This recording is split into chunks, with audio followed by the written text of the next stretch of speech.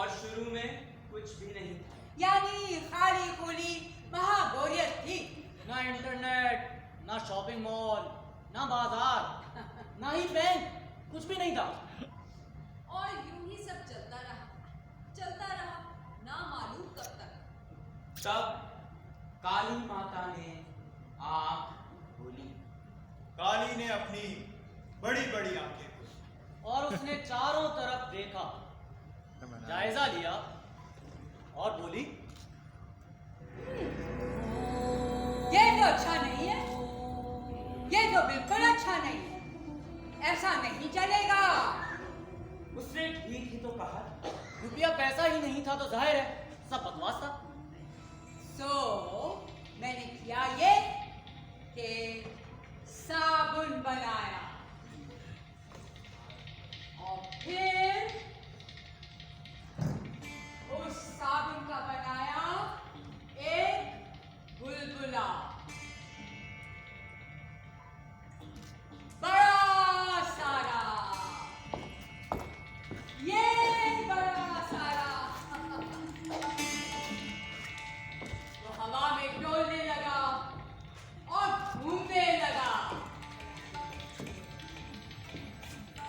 ये बुलबुले बहुत अच्छे लगते हैं, इस बात से मैंने एक और बनाया और फिर एक और एक और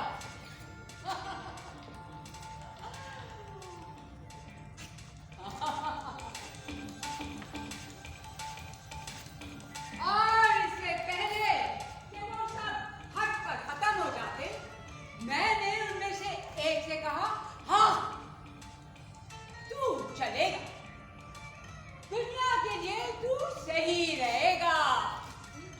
और ऐसा ही हुआ। वो था एकदम प्यारा सा, बड़ा सा गोलगप्पा। तो मैंने अपने आप को सिकेरा और छोटा कर लिया, जूं की बराबर, और जूं की जितनी नन्ही होकर मैं इस दुनिया पर रेंगने लगी। पर ये दुनिया थी बड़ी चिकनी, सपाट, खाली, बिल्कुल बेरंग, इंतहाई बेरौनक।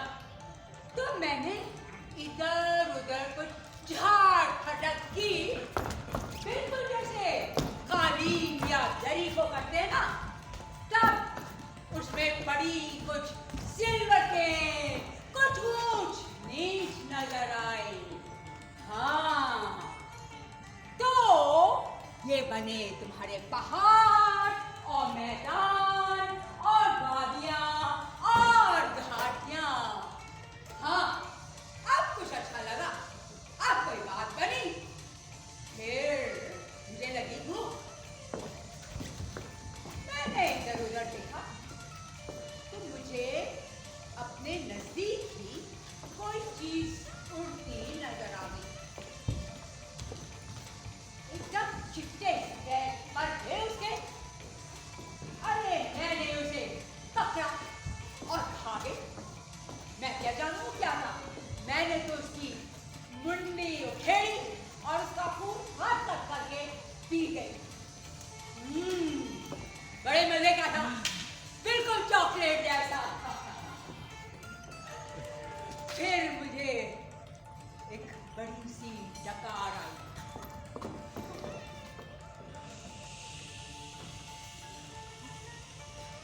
तो ये हुई हवा। फिर मैंने कहीं फूका, कहीं मूता, तो बने दरिया, समंदर और झीलें। हाँ, कितना अच्छा लगा, बहुत ही अच्छा। फिर मैंने देखा, वाह, 2 पल उखड़ू बैठी मैं ये सब देख रही थी कि मेरे पेट में मरोड़ उठी। और मैं पारी हो गई। ढेर सारा। मैंने सोचा कि जो जो करना है सब कर लिया, अब इधर से चलना चाहिए। ये मैं सोचते हुए उठी रही थी कि मेरी नजर नीचे पड़ी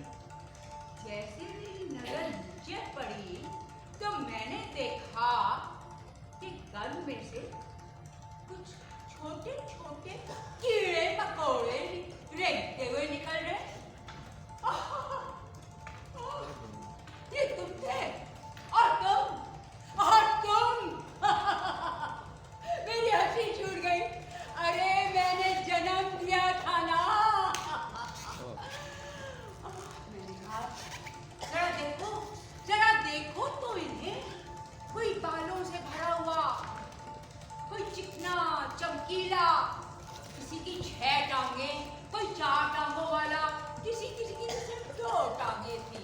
हाय हाय हाय बेचारे के। कुछ तो ऐसे थे जिनके सिरे से टांगें ही नहीं थी, वो तैरते थे। मैंने सबको देखा, बहुत प्यारे लगे। फिर मैंने हरियाली को देखा, सब्ज घास, जरा नीला आसमान।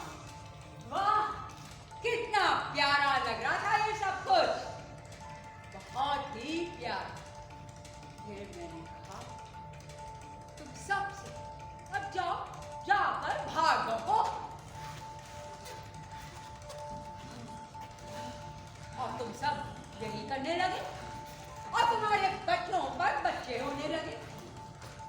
कब मैंने तुमसे कहा, तुम सबसे, कीड़ों मकोड़ों से, मछलियों से, परिंदों दरिंदों से, जानवरों इंसानों से, मैंने कहा ये है दुनिया, ये सारी की सारी दुनिया। इसका बहुत ख्याल रखना, बहुत ख्याल रखना। और याद रखना कि तुम कौन हो, याद रखना कि तुम कहां से आए हो, याद रखना कि तुम कहां जा रहे हो, भूलना मत, याद रखना। मुझे याद रखना।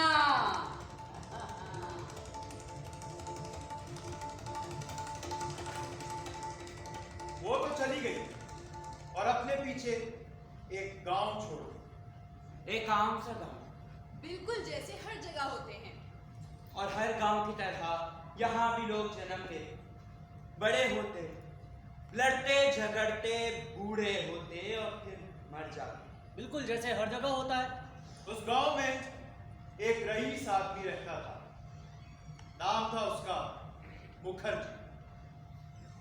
और एक गरीब आदमी बंटू भी वहां रहता था। और एक औरत, सीता। और अमीर आदमी का भाई मंजू।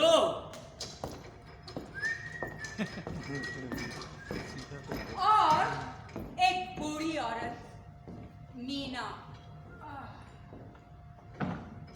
इनके अलावा और भी बहुत से लोग थे। और वो सब वहां इकट्ठा रहते थे। वहां बड़ा अमन और भाईचारा था। बेइंतहा नाइंसाफी और जबर था, जो गरीब लोग हमेशा से सहते आए हैं। फिर एक दिन हुआ यूं कि बंटू, बंटू, जी सरकार। मेरे कपड़े साफ नहीं, जी सरकार। तो तू यहाँ खड़ा कहीं देखता रहेगा? नहीं सरकार। कल त्योहार का दिन है बंटू, नए साल के त्योहार का दिन, यानी कल जश्न होगा। अब नए साल के इस्तकबाल के लिए हम साफ कपड़े तो पहन सकते हैं ना? जी सरकार। ये दुनिया तबाह होती जा रही है बंटू, अब कुछ भी पहले जैसा नहीं। अब तो ये हाल है कि नौकर मालिक का कहना ही नहीं मानते। नहीं सरकार। जो बंधन हमें इकट्ठा रखे हुए था, उसके ताने बाने भी अब टूट रहे हैं, उधड़ रहे हैं। इस टूट फूट पर काबू नहीं है हमारा, इसे रोकना हमारे बस से बाहर है। इस बारे में हम कुछ भी नहीं कर सकते, मगर साफ कपड़े तो पहन सकते हैं। नहीं सरकार। क्या मतलब? मेरा मतलब है, जी हाँ सरकार, तो मैं जाते हैं हुआ सरकार। हाँ, अच्छी तरह धोकर ला, उछले निदाब, आसमान से गिरते बर्फ के गालों की तरह सफेद बन जाए। सरकार, मैंने आसमान से गिरते बर्फ के सफेद गाले कभी नहीं देखे। देखे तो मैंने भी नहीं है, मगर तखय्युल को आजाद छोड़कर तसव्वुर तो किया जा सकता है ना बंटू। अब जा, धोकर ला। यूं बंटू अपने मालिक के कपड़े धोने पहुंचा। सीता, हाँ ये कपड़े धो दे। ना क्या? मैं और काम में लगी हूँ। तो फिर ये कौन धोएगा? तू खुद? रोज की तरह। हाँ, रोज की तरह। तू कर क्या रही है? पानी निकालने की कोशिश कर रही हूँ। पंप टूटा हुआ है सीता, ये महीनों से टूटा पड़ा है। लेकिन पानी की जरूरत तो है हमें। लेकिन इससे पानी नहीं निकलेगा। क्या पता निकल ही आए। लेकिन हमको पता है सीता, पक्का पता है। औरों की औरतें तो अपने मर्दों का कहाँ मानती हैं, उनकी बात पर ध्यान देती हैं। औरों की औरतें बावली हैं। इतनी बावली भी नहीं है कि टूटे हुए पंप से जूझती रहें तेरी तरह। मुझे हर सूरत साफ पानी चाहिए। पानी चाहिए तो जाकर तालाब से ले आओ। मैं भी इससे यही कहता हाँ। रहता हूँ। वो पानी गंदा है। तो उबाल लो। चूल्हे में जलाने के लिए कुछ भी नहीं है। ओ प्लेट हाफ लो। मैं थक गई हूँ। तुम्हारी किस्मत, यही है जिंदगी। और क्या? मेहनत मजदूरी ही तो नाम है जिंदगी का। बिल्कुल सही। लेकिन जागीरदार के पास तो खूब पानी है। तो जागीरदार जो ठहरा। इस बात ने सीता को लाजवाब कर दिया और यूं वो अपना काम करने लगे और जागीरदार भी अपना काम करने लगे। आपको यहाँ एक बात जानना जरूरी है। बंटू के बारे में और सीता के बारे में। उन्हें बच्चे की ख्वाहिश थी। मगर बंटू जरा कमजोर किस्म का मर्द था। हाँ, उसे जुम्बिश नहीं होती थी। नहीं, कभी कभार हो भी जाती थी। हाँ, तो थोड़ी देर के लिए खफीफ सी। यूं समझिए कि अभी हुई और खत्म से। ये कोई हंसने की बात नहीं है, बड़ा संजीदा मसला है। इसका उन दोनों को बड़ा दुख था। दोनों को बड़ा रंज था। क्योंकि अपने अपने अंदाज से वो दोनों एक दूसरे से प्यार करते थे। लेकिन आपस में वो इस बारे में बात नहीं करते थे। वो जबान पर ला ही नहीं पाए ये बात कभी। और यूं ही जिंदगी गुजरती गई। उन्होंने ये सब भुला देना चाहा। मैं नहीं भुला सकती। मैं बिल्कुल नहीं भूल सकती। और यूं वो औरतें अपने अपने काम में जुटी रही। और जागीरदार सोता। मुझे वो जमीन चाहिए। हाँ, एक और चीज जो इसे चाहिए थी। सीता, चाहने से कोई बात नहीं बनती। मैं भी इसे यही समझाता रहता हूँ। मुझे वो जमीन चाहिए। वो हमारी है। हमारी कोई जमीन नहीं है। है जो बुड्ढे जागीरदार ने तुम्हें दे दी थी, जो उसने तुम्हारे नाम लिखवा दी थी। वो तो उसके बेटों ने वापस भी ले ली। जागीरदार ने और उसके भाई ने ये हम दोनों ने मिली भगत से किया। एक शाम मंजू अपना थैला अपनी अय्यारी की पिटारी उठाए गांव पहुंचा। उस वक्त गरीब बंटू खेतों में मजदूरी करके घर पहुंचा ही था। ए आओ जी आओ, ये देखो मंजू आया है। देखो देखो क्या क्या बढ़िया माल लाया है तुम्हारे लिए। भाई हीरे जवाहिर है मेरे पास। ये देखो बेहतरीन मोती, कल्चर्ड फल, गिलास के हैं। और ये हैं बालियां।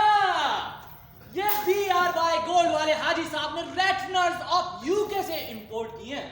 रेटनर साहब खुद इनको कहते हैं चीप क्रैप, यानी इससे आला क्वालिटी तो कोई हो ही नहीं सकती। और जनाब बंटू मियां, आपके लिए तो एक बहुत ही खास आइटम है, एक्स्ट्रा स्पेशल विस्की। बंटू मियां, ये असली स्कॉच विस्की है भैया, मेड इन जापान। जरा चक्कर तो देखो। हाँ? पियो पियो। बंटू, तू काम कर करके थक गया होगा ना। अरे पी ले थोड़ी। थोड़ी सी पीकर तो देख। अरे हम उससे कौन सा इसकी दाम मांग रहे हैं अभी, तो बाद में देखेंगे। अरे मर्दों पर थोड़ी बहुत मस्ती जायज होती है, चैन सुकून मिलता है इससे। और चैन सुकून हासिल करना मर्द का हक है भैया। P P P. P P.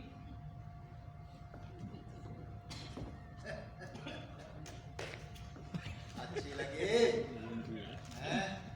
ये ले और पी पी पी तेरे बाप का क्या जाता है पी और थोड़ी और उसके बाद कुछ और।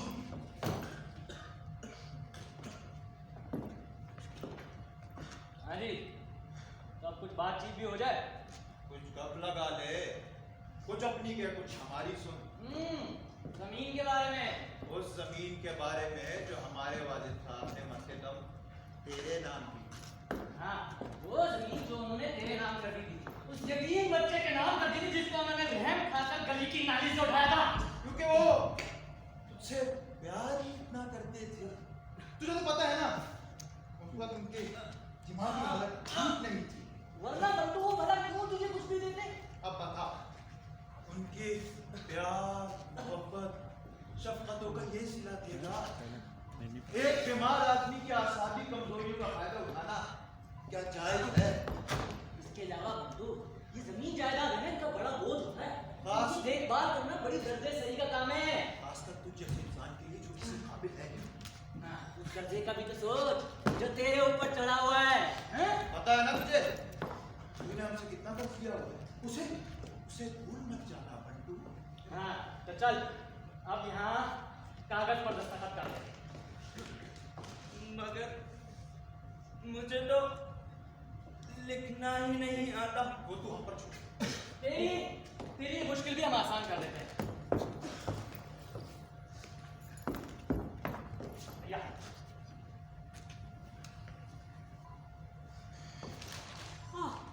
वो बेचारा नशे में इतना धुत था कि उसे पता ही नहीं चला उसके साथ क्या हो रहा। जबरदस्ती उसका अंगूठा और उसका दस्तखत कागज पे ले लिए गए।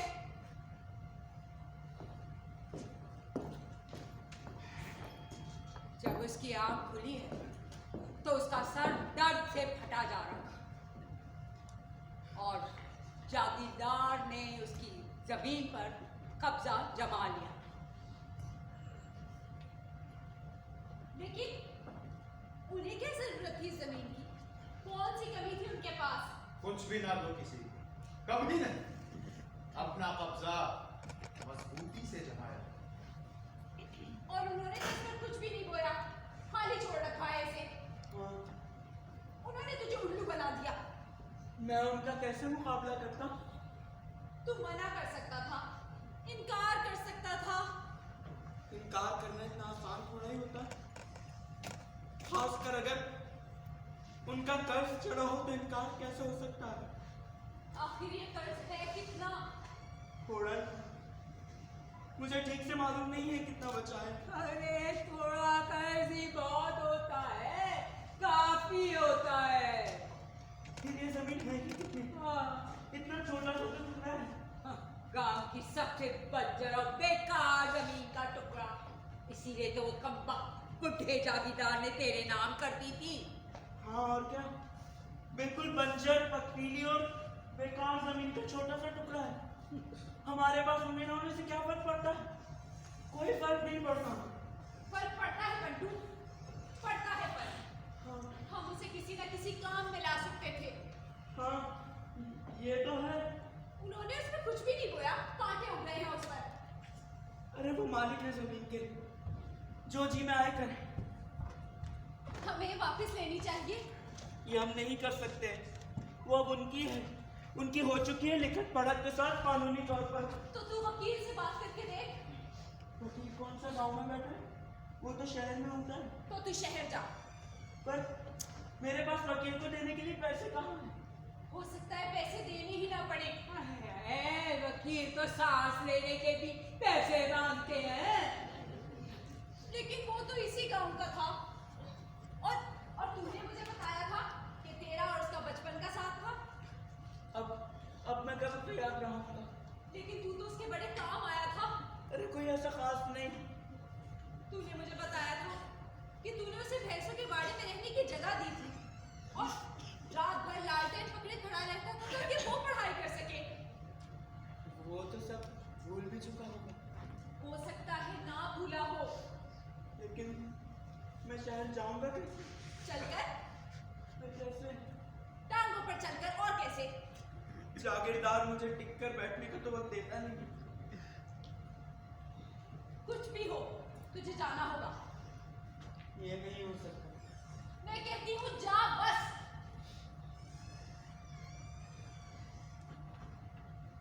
बेकार है सीता। तू चाहती है कि मैं निडर बन जाऊं, डट के खड़ा हो जाऊं, मगर ये कैसे होगा? आंख खोलने से लेकर आज तक मैं उनके हुक्म का गुलाम रहा हूं। बंटू ये कर, बंटू हो गया, बस ये है मेरी सारी जिंदगी। इसके अलावा मेरा जीवन और कुछ नहीं है। और जीवन के धारे को बदलना इतना आसान नहीं होता। बंटू, मैं तो सिर्फ इतना चाहती हूँ कि तू उनके जूते ना चाटा कर।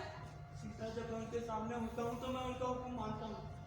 मैं कहता हूँ जी सरकार, जो हुक्म सरकार, हमेशा से ऐसे ही चल रहा है। और ये सबसे आसान है। मैं मुंह से कुछ बोलता हूँ और दिल में कुछ और कहता हूँ। दिल के अंदर तो वो झांक कर नहीं देख सकते ना। उन्हें क्या पड़ी यही करने की, इसलिए वो मुझे मेरे हाल पर छोड़ देते। तू समझ नहीं, ये ज्यादा आसान है। मेरे दिन रात आसानी से गुजरते इस तरह।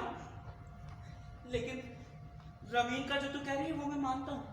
उन्होंने बड़ा धोखा किया था मेरे साथ, ये भी मैं जानता हूँ। अगर मौका मिला तो मैं वकील से मिलूंगा जाकर, ये मेरा वादा है।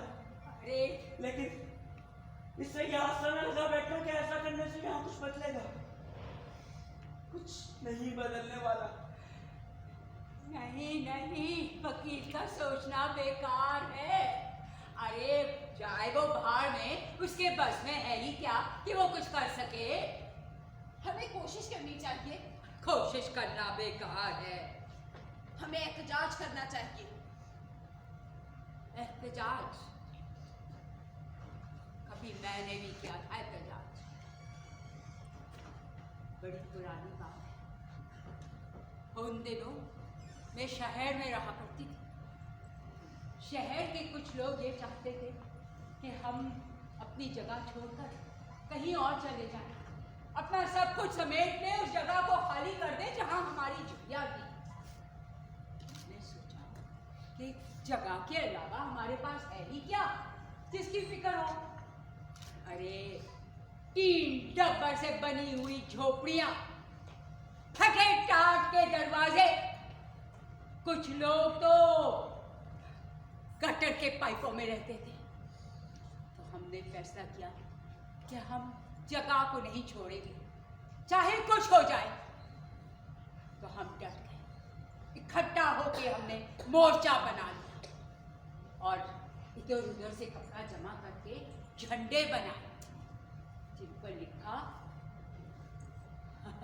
बेघर लोगों को घर दो, बेजमीन आवाम को जमीन दो। सारा दिन धरना दिया और नारे लगाते रहे, इनकलाब जिंदाबाद। वो हमें खामोशी से अरे इनमें हिम्मत भी कहाँ है कि हमारा कुछ बिगाड़ सके। हम अपने घमंड में ये सोच रहे थे। पूरा दिन धरना दिया और गीत गाते रहे, हम देखेंगे, लाजिम है कि हम भी। उन दिनों किसी शायर ने नया नया लिखा, सब जोश में थे, अपने जज्बे में, फतेह के जज्बे में चूर थे। और ये अगली सुबह वो लाठियां और आंसू गैस और घर गिराने वाली मशीनें और गाड़ियां लेकर आ गए और हम पर झाड़ू। अरे हमको वहां से ऐसे उड़ा दिया जैसे मक्खियों को कचरे के ढेर पर से उड़ाते हैं, तेल की धूनी देकर। हमारे दो को गिराकर चट्यल मैदान बना और हम वहां खड़े देखते रहे। उसके बाद सारा मलबा इकट्ठा करके ट्रकों में डालकर ले गए, कुछ नहीं छोड़ा, कुछ भी नहीं। तब हमें समझ में आया हमारे पास भी कुछ था खोने के लिए। पर देर में समझ आया, क्योंकि अब वहां कुछ नहीं रहा था, कुछ नहीं रहा था, सब खत्म हो चुका था। और यही कहानी हमारी तमाम बस्तियों की है, चाहे वो गांव में हो या शहर में, हर जगह यही होता है। बस यही है खरा सच। इसीलिए मुझे नफरत है इस गांव से। यहाँ हर कोई अपने दिमागों को ताला लगाए बैठा है, डरा सहमा कि कहीं जो थोड़ा बहुत हाथ में है वो भी ना निकल जाए। कभी कभी डर के रहना ही समझदारी होती है। मैं भी बहुत डर के रहा करती थी। जब मैं अपने पहले आदमी के साथ थी तो मैं भी बहुत डर के रहा करती थी, चुहिया की तरह इधर से उधर सुटक जाती थी। मैं अपने नए कपड़े, जेवर, गहने, अपनी हैसियत खोना नहीं चाहती थी, लेकिन डरने से कोई फर्क नहीं पड़ा और आखिर में मैंने अपना सब कुछ खो ही दिया। तब पता चला कि खो देने का खौफ असल में खो देने से ज्यादा बुरा होता है। तू समझता है कि मैं पागल हूँ, तुम दोनों यही समझते हो कि मैं दीवानी हूँ क्योंकि तब्दीली की ख्वाहिश करती हूँ। तुम दोनों खुद को बड़ा सियाना समझते हो, लेकिन जरा देखो तो, ये बंटू खुद गंद मिट्टी में सना धड़ाधड़ अपने मालिक के कपड़े उजले करने में लगा हुआ है। तो और क्या करें? तेरा तो हमेशा का यही जवाब होता है। और तुम भी इससे कुछ ज्यादा बेहतर नहीं हो। ये जो कतरने जोड़ जोड़ कर, धागे पिरो पिरो कर तुम बनाती रहती हो ना, इन्हें अब कभी कोई खरीदने नहीं आने वाला। अरे काम किए बगैर मैं नहीं जी सकती, उंगलियों में खारिश होने लगती है। और फिर क्या पता कोई गाहक चला आए, और क्या पता इस पंप से भी पानी निकल ही आए। अरे ये गांव जहां कभी कुछ नहीं बदलता, जो सदियों से ऐसा है और ऐसा ही रहेगा। पर ये वो दिन था जब छोटा भाई दोबारा वहां अपना थैला, वही अपनी अय्यारी की पिटारी, जब जागीरदार टहलने निकला। जो वो कभी कभार ही करता था। बंटू, जी सरकार। मेरी छतरी ला, आज मैं चहलकदमी करूंगा। बड़े भाई की सांस फूली रहती और छोटा अकड़ क्यों दिखाता था? दोनों भाइयों की मुलाकात गांव के चौक में हुई।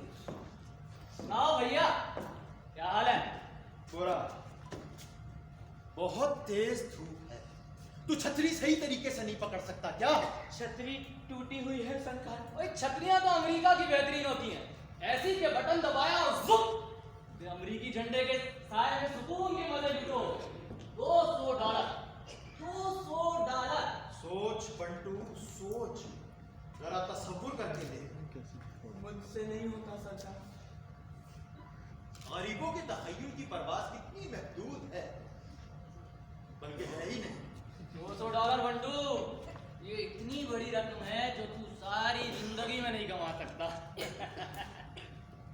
मेरी सारी जिंदगी की मजदूरी एक छतरी की कीमत से भी कम है। बंटू, अमेरिका में हर चीज की बड़ी ठीक ठीक कीमत लगाई जाती है। लेकिन ये अमेरिका तो नहीं है। अरे इसी बात का तो रोना है, यही तो दुख है। हाँ, ना ही ये अमेरिका है और ना ही वहां की छतरी है हमारे पास। इसीलिए भैया हमें शॉर्टकट से तरक्की करना होगी, कोई जुगाड़ लगा के। इस दौरान सूरज की तपिश में तो कमी आने से रही। भाई अमेरिका में होते तो झट से एक पंखा खरीद लाते, ऐसा के बटन दबाया और ठंडी हवा जैसे जैसे जैसे फ्रिज में बैठे हो।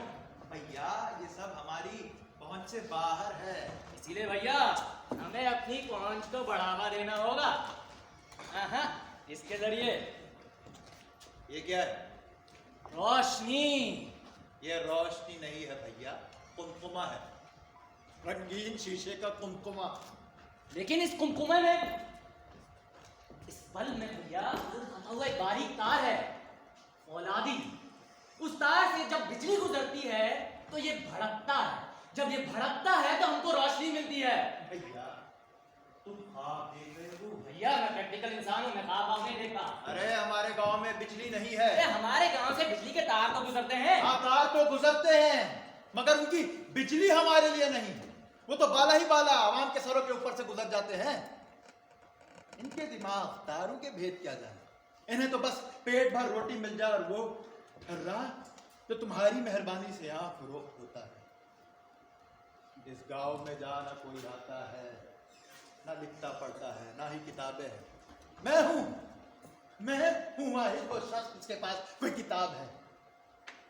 जहालत के समंदर में घुटन से मर रहा हूं मैं।